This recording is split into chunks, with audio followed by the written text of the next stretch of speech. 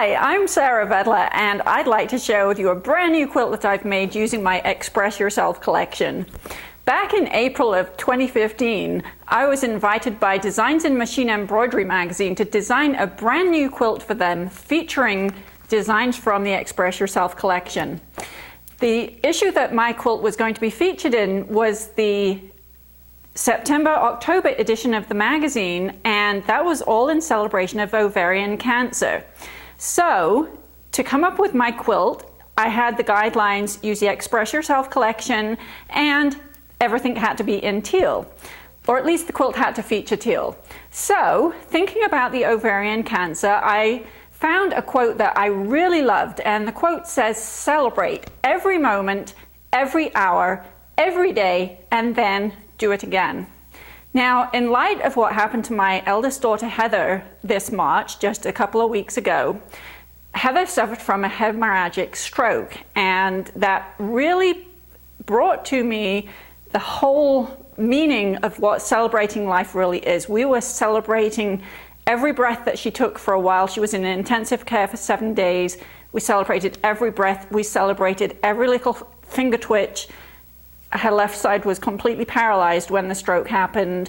We celebrated moving her arm. We celebrated moving her big toe. That was a huge celebration because it took nearly 2 weeks for her big toe movement to come back. So celebrate every moment, every hour, every day, and then do it all over again. That's what the quilt says, and I'd like to show you how I made that quilt.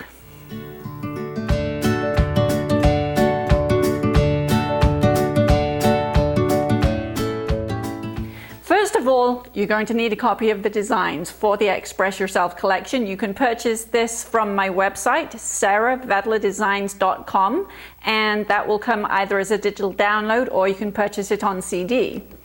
Of course, you're going to need fabric, and you'll also need to use batting. Now, my favorite batting is Quilter's Dream Orient. Beautiful blend of silk, tencel, cotton, and bamboo.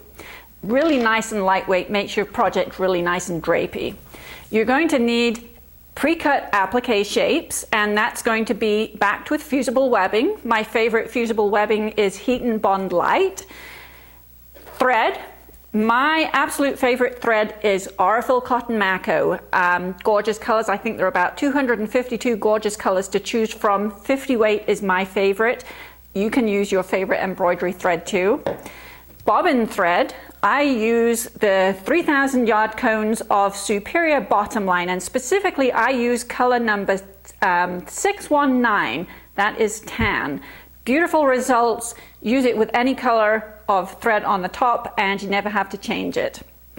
Needles, I love to use Superior Titanium Topstitch number 8012. That works beautifully with all of my 40 weight and 50 weight threads. So most of the polyester embroidery threads that you'll find are 40 weight works great with the 8012 Superior Titanium Topstitch, as does the 50 weight AURIfil Cotton Mako. Stabilizer to go in your hoop. I love to use the OESD Ultra Clean and Tear. It's a nice lightweight, but it's also firm enough to give you a great result. One thing that I discovered not so long ago is that it actually will disintegrate in the wash. So if you're washing the quilt afterwards, within a couple of washes, this will all have disappeared. Some really nice things to have in your studio. My favorite little snips are the Havel's double curved scissors. That makes it really easy to trim all those jump threads that you get when you do the embroidery. The nice little double curve makes it really easy to get really close to the fabric in the hoop. Little pair of, nearly said stabilizer, little pair of tweezers always come in handy. These are my favorite. These are from BERNINA, and they have the little right angle bit on the end with a flat bit, so it's really easy to get stuff with the points, and you can also make use of the flat surface if you've got something that's getting really hard to pick up. Pins.